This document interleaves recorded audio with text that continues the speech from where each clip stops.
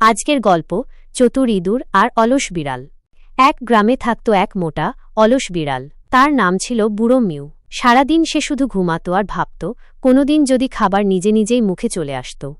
একদিন সে একটা চালাক ইঁদুর দেখল, নাম তার টুনটুনি। টুনটুনি খুব ফুর্তিতে দৌড়াদৌড়ি করছিল আর বিড়ালের দিকে তাকিয়ে হাসছিল। বিড়াল রাগে গর্জে উঠল, ধরব তোকে আজই। ইঁদুর হেসে বলল, আচ্ছা তাহলে একটা খেলা খেলি না কেন?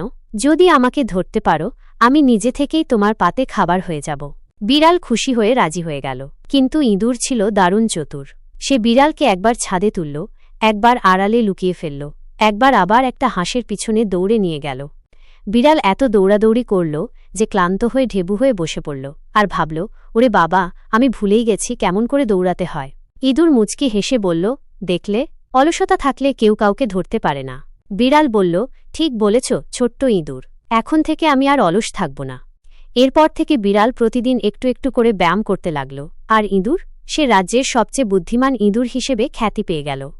ইঁদুর টুনটুনি আর বিড়াল বুড়ো মিউর মধ্যে সেই ঘটনার পর থেকে একটা অদ্ভুত সম্পর্ক গড়ে উঠল।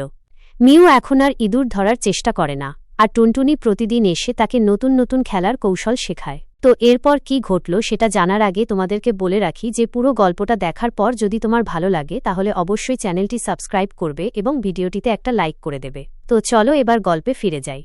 একদিন গ্রামের মাঠে এক বিশাল গর্ত দেখা গেল।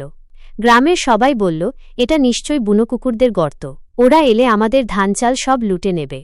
গ্রামের পশুরা ভয়ে কাঁপতে লাগল। তখন টুনটুনি বলল, আমাদের কিছু করতে হবে। মিউ একটু চিন্তা করে বলল, এইবার আমি অলসতা ছেড়ে কাজে নামব। ওরা দুজন মিলে এক পরিকল্পনা করল।